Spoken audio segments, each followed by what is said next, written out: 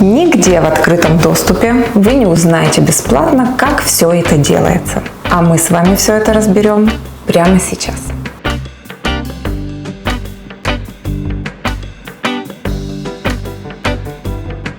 Роскошное, послушное, эластичное и при этом очень сдобное тесто в этом видео есть. Подъем в 4 раза при выпечке при минимальном количестве дрожжей есть. Супер волокнистый мякиш и равномерное распределение добавок по высоте изделия, пожалуйста, есть. Сохранение влажности и упругости даже на следующий день после выпечки тоже есть. Ну, як ви вже здогадалися, ми печемо розкішні паски. Ваші найкращі паски до Великодня. Ну и бонусом вы получите нереальное удовольствие от работы с этим тестом. И получите чудесную пасхальную выпечку. Самую воздушную из всех воздушных.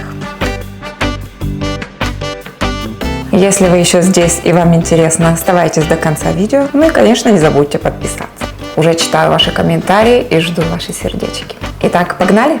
Поскольку я затрудняюсь купить в здешних магазинах форму для пасочек, я решила испечь их в виде свечи, изготовив форму из простой пекарской бумаги. И почему в виде свечи? Во-первых, это выглядит очень эффектно, высокие паски, а во-вторых, мы можем так увидеть тесто в действии. При расстойке и выпечке заготовка очень эффектно поднимается и растет. Ну и как символ огня можно сделать имитацию огонечка свечи из обычного маршмеллоу.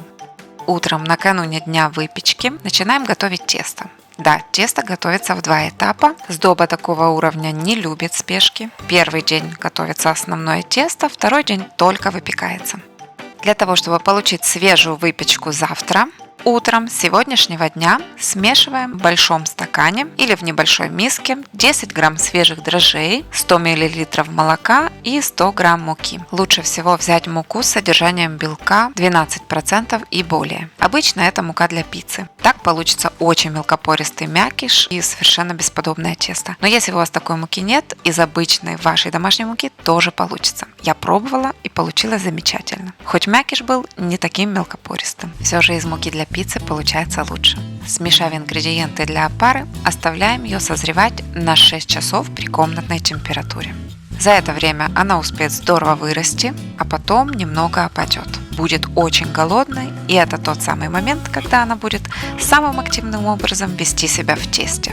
Итак, 6 часов опара созревает и не требует нашего участия. Через 6 часов в деже миксера смешиваем 310 грамм холодной муки, 30 грамм сахара, 2/3 чайной ложки соли и 4 средних яйца, что это около 200 грамм. Смешиваем все на малой скорости, затем переходим на среднюю скорость и производим замес в течение 2-3, максимум 5 минут.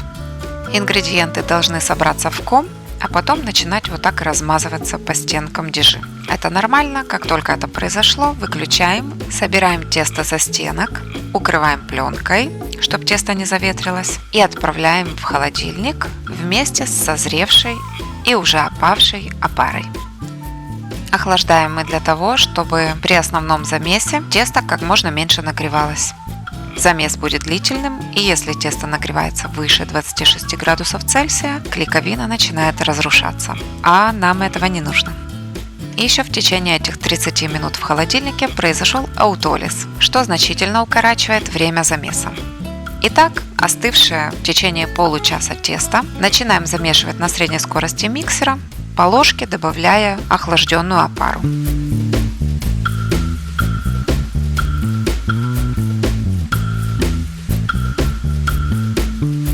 Месим тесто на скорости чуть выше средней, около 5-6 минут. Ну а затем вводим добавки.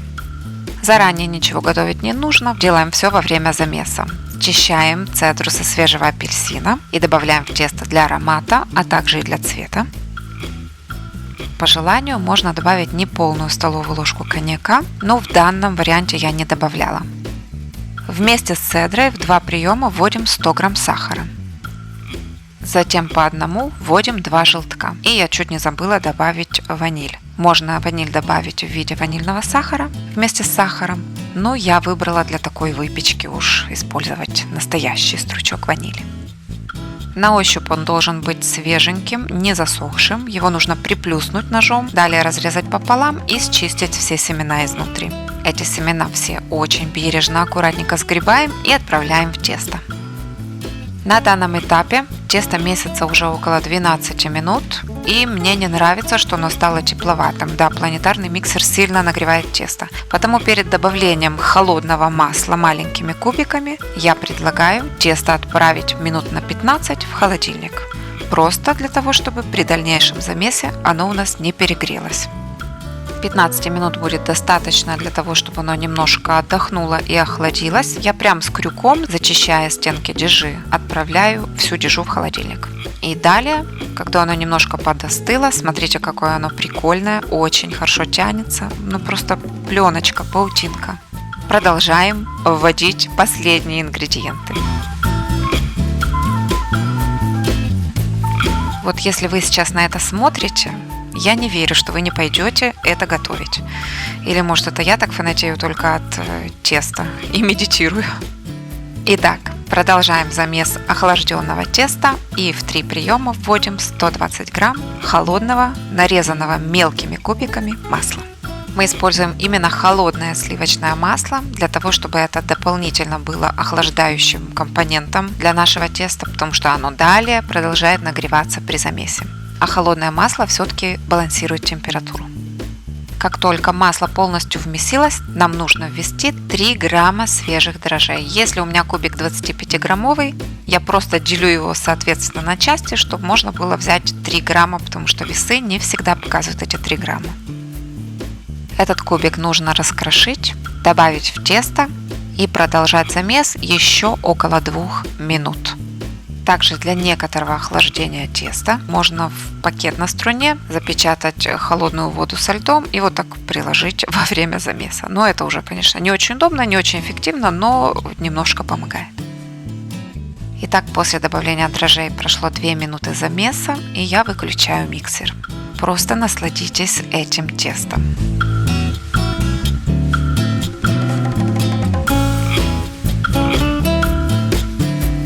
Просто невероятная эластичность, упругость и совершенно шикарное, потрясающее глютеновое окно. Правильная последовательность добавляемых ингредиентов, верные пропорции, интенсивный замес с соблюдением правильной температуры – это все ключи к получению вот такого волшебного, потрясающего, гладкого, блестящего, эластичного теста. Выкладываем его на слегка смазанную маслом рабочую поверхность. Ключевое слово «слегка». Вот такое оно прекрасное. И сейчас вводим добавки. Это может быть изюм, замоченный в роме с коньяком. Это могут быть орехи, цукаты, сублимированные ягоды. У меня это просто шоколадные капли. Ламинируем тесто, расправляя его, вытягивая от середины по краям. Лучше, чтобы руки были чуточку смазаны маслом, тогда тесто вообще не липнет. И равномерно выкладываем 60 грамм черного шоколада. Я не хотела вводить это в миксере, потому что хотела, чтобы капли остались аккуратными и не крошились во время замеса. Потому я выбрала метод ламинирования для введения последней добавки. С помощью скребка очень удобно свернуть тесто, и добавки будут довольно-таки равномерно распределены. Выкладываем тесто в миску, смазанную маслом, округляя его, вот так подворачивая, что, в общем-то, является частью процесса формовки, так сказать, предформовка. И с помощью скребка переносим тесто в миску. Здесь будет происходить медленная ферментация ночью, не требующего никакого нашего вмешательства. Мы в это время будем спать, а тесто будет ферментироваться в холодильнике. Итак, укрываем миску пленкой и ставим в холодильник на самую холодную полку. Обычно это ближе к овощам, на 12-18 часов. А теперь я покажу вам, как я готовлю такие самодельные высокие формы для высокой эффектной выпечки в виде свечи. Для этого я беру 2 консервы, у меня там огурцы и нут. Обе банки одинакового размера, я их складываю одна на одну, диаметр каждой 8,5 см, высота 11. Отрезаю пергамент нужного размера, что это около 25 см, если смотреть по высоте формы. Плотно обматываю эти 2 банки и заклеиваю скотчем просто для временной фиксации. Далее по всей высоте этого сложенного пергамента я должна этот шов закрепить степлером. Потому я подворачиваю бачок, закрепляю и потом расправляю этот пергамент. Высоты одной банки для таких форм не хватает. В итоге тесто вылазит и получается вот такая слишком нависшая шапка. Потому для более эффектной высокой выпечки я беру 2 банки. Тогда тесто остается внутри формы и шапочка получается аккуратной. Подгибаем пергамент вовнутрь, как бы делая плессировку такую. В этом месте будет дно. И удобно фиксировать это дно по выступающему рубчику на консервной банке. Форма получается довольно четкой. Теперь за это колечко достаем верхнюю банку. И чтобы не получилось вот так, как в этом видео, когда я плохо зафиксировала скобками с помощью степлера шов по всей высоте, и тесто просто росло при выпечке во все стороны, и, соответственно, форма вообще не сохранилась, нужно очень хорошо зафиксировать шов по всей высоте. Ну и поскольку степлер у меня довольно короткий, мне приходится подворачивать пергамент в месте шва для того, чтобы установить скобы по всей высоте. В итоге у меня получается аккуратная строчка из скобок, хорошо зафиксированный шов. Этот кусочек скотча мы снимаем и устанавливаем дно, которое тоже вырезаем из пекарской бумаги. Все. И так проделываем 4 раза, потому что нам нужно 4 такие формы на данное количество теста. Итак, после ночного брожения в холодильнике тесто выглядит очень красивым, блестящим. Оно слегка только увеличилось в объеме, и с ним будет очень легко работать. Скребком отделяем его от стенок миски и выкладываем на слегка смазанную маслом рабочую поверхность, растительным или даже сливочным маслом. Просто будет удобнее работать. Холодное тесто разрезаем на 4 равные части и каждую часть плотненько формуем. Просто с одной стороны начинаем подворачивать, оно прекрасно растягивается. Сворачиваем его в плотный шарик, фиксируя шов и хорошенько его защипываем. Убираем лишнее масло и прокатываем по столу, проворачивая его, чтобы шов запечатался. Ну и чтобы опустить заготовку на самое дно формы и чтобы тесто не начало прилипать к стенкам, пока опускаем, я придаю заготовке яйцевидную форму и плавненько опускаю на самое дно запечатанным швом вниз.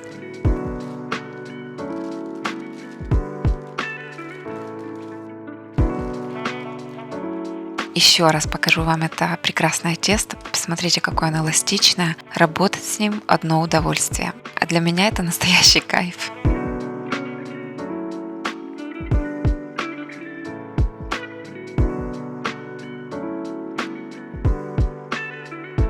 Формируем 4 наши заготовочки, укладываем их швом вниз, аккуратненько опуская их на самое дно формы.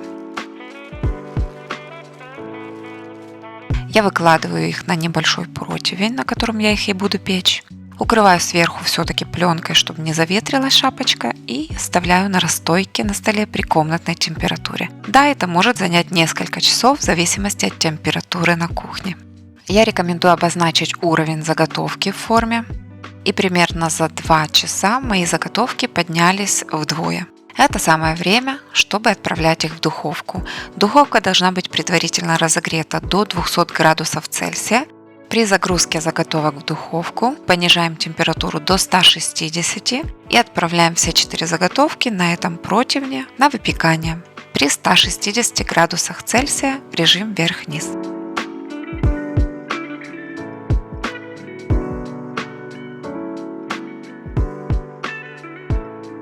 Это завораживает наблюдать рост этой выпечки в духовке.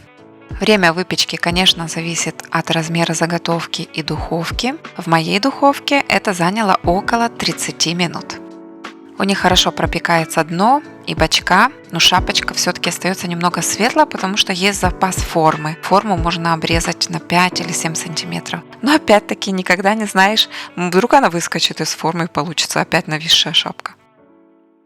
Отметив первоначальный уровень теста в форме, можно увидеть, что готовое изделие в 4 раза выше. Это очень хороший подъем.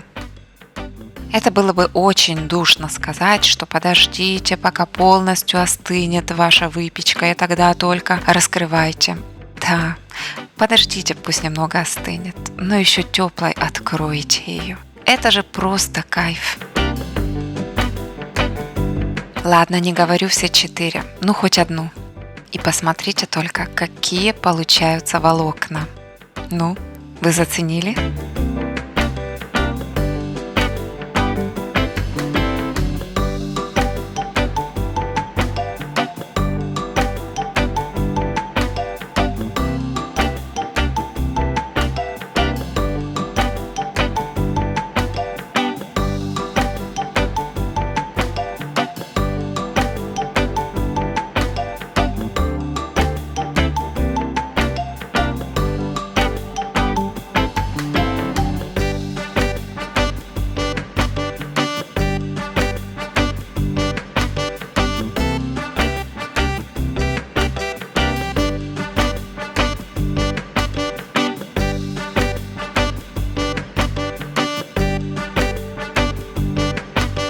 Я не могу описать никакими словами, насколько эта сдоба наполнена воздухом. Она просто невесомая, очень эластичная. Смотрите, как она возвращает свою прежнюю форму. И самое интересное, на следующий день она тоже упругая и классная. Кстати, для сохранения свежести и чтобы паска не черствела, в тесто добавляют мед. Это является природным консервантом, и так выпечка остается дольше свежей. У меня тут что-то ляпнуло на объектив камеры и получилось размытое пятно. Я этого не заметила, ну, надеюсь, вам это тоже не мешает. Ну и поскольку это паска свеча, то можно придумать фитилек и огонечек из маршмеллоу, например. Я не стала выдумывать никакие украшения, я хотела сделать видео технологичным, предложить вам правильный замес теста для получения идеального волокнистого кулича. Что мы эту выпечку так не називаємо, для мене це навсегда паска, тому що в Україні це називають пасками.